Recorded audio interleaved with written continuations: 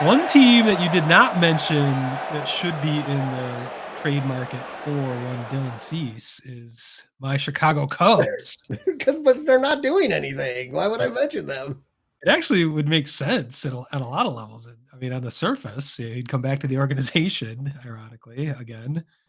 But they need pitching depth, as everyone does, and he would fit right in. The Cubs also have the farm system to hand over to Chris Getz and the White Sox as they've done before. It seems like there could be a match there. I think that'd be quite controversial, but I wouldn't mind seeing it. I guess.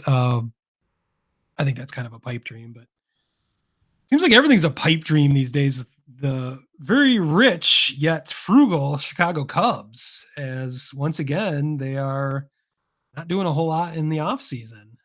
Complained most of last offseason. They did eventually make some solid bigger moves, but not necessarily the tier one level moves that I was expecting or others were expecting. So far, they've done basically nothing. They have signed two catchers to minor league deals this offseason, but so far nothing has come through. They were apparently in the running for Shohei, of course. Sure. Yeah, again, that's not necessarily their fault because I don't think he was ever even thought about going anywhere besides Los Angeles. But I thought they might be in on the Yamamoto deal. Of course, that did not come through. They've been rumored to be in on trading for Juan Soto. That, of course, did not happen. There's plenty of other rumors out there with a potential trade for Pete Alonso. I don't really see that happening, even though he's in the last year of his deal with the Mets. The ones that are out there now, and I think the most likely is signing Rhys Hoskins.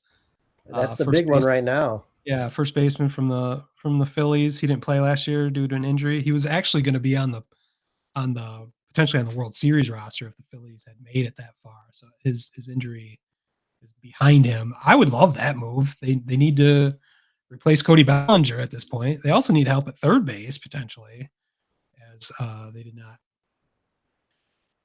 resign Candelario. I think Matt Chapman could be a fit there, but again, we're not seeing much. They're going to have to address the rotation as well. That's why I think a trade might be in the works, especially considering the depth of their farm system. So they're $51 million underneath the luxury tax cap right now, the de facto salary cap that we have all learned is complete bullshit. That owners just choose not to go over. They could certainly do it if they wanted to. But that's not even the craziest thing.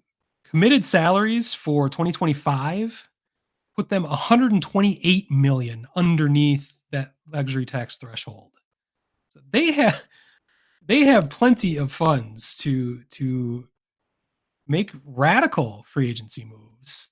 Such that the Dodgers just did. Right. They are just choosing not to do it at this point for whatever reason. I fear they might get into a position where they have to overpay for Cody Bellinger to get his services back. You and I have talked about that before. Throw him the fastball. Yeah, his numbers dipped dramatically in the final month of the season, and it was not hard to figure out. It doesn't take a analytical department to figure this out. He could not handle heat. You just threw him a fastball, and he struggled in September. So that is a disturbing trend. That's something you need to fix immediately, and he was unable to do so. Again, that could be an anomaly, but you just don't know with this guy. Bellinger had a great 5 months with the Cubs, but previous to that, he was all over the place. One of the worst hitters in baseball. He was an MVP before that, though. So you don't know with him. So giving him a long-term deal and big bucks that his agent Scott Boras is going to demand, I think is the wrong move. And I'm afraid that's where the Cubs are going to get put in a position they're going to get put into. And at that point, you're just treading water because you had him last year. You still have to address the rotation, third base, right, bullpen depth. I'm not as worried about the bullpen. You can always find ways to work that, and usually they figure out lots of creative ways to get a solid bullpen. But I don't know. It's frustrating that this is the slowest free agent market that we've ever seen, so that's adding to the frustration. Most of that was just because the Ohtani backup. everyone was waiting for his deal to get done before things could open up. And we've seen a little bit of movement, but not much. So I'm being a little impatient, assuming that the Cubs should have made more moves by now. But again, some of the biggest names are already coming off the board, and Cubs are failing to nail those. So it's a frustrating experience. Doesn't mean that they're not going to do something cool. Yeah, no. I mean, there's plenty of big names out there still, not that can put a competitive roster on the field for the Cubs, and like you said, they could get creative through the trade market. The one thing I just want to point out, like you use the word rumors more than a few times, and it is truly the Cubs. And this is good. This is a good thing to have, but they do have like a great marketing machine there and a PR department. And I think a lot of the rumors of what they're in on and what they're not in on, or really more, let me just rephrase that. What they're in on are created by their own marketing department. And I think it happens for the White Sox too, when you hear they were in on some big name and then it didn't come to fruition. I just think that sets you up for failure, though, when it doesn't happen. I'd be surprised if the marketing department. But think of all the failure they've had, all the names they've been in on allegedly over the last 2 to 3 years, and that's what's annoying the fans the most at this point is that they're not. I know, but the fans also, like, there's a lot of fans out there that are more naive than you and I, who naive baseball fans. I can't imagine that. I know, right? That are like, oh man, well they tried, but they just didn't get them. So there's a positive spin to that for probably majority of baseball fans. Right. I still hear people say stuff about the Sox and Manny Machado, and Manny Machado didn't want to come here. I'm like, well, he didn't want to come here because he got fucking lowballed.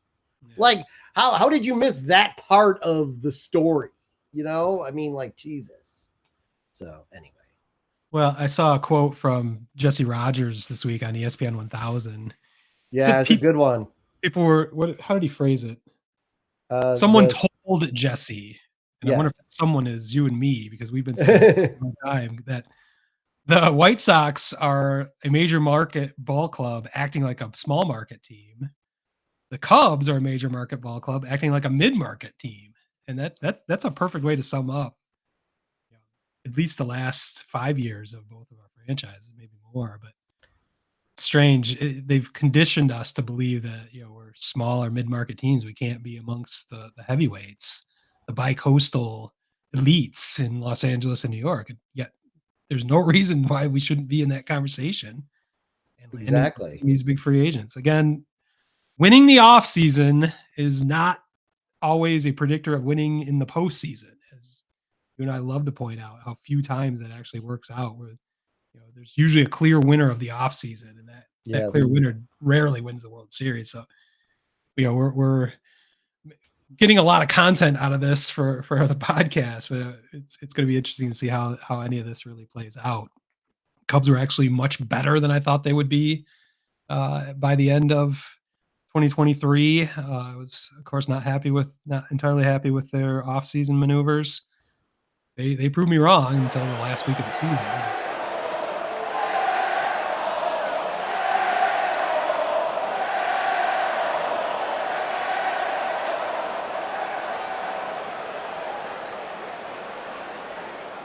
Word Hole Media.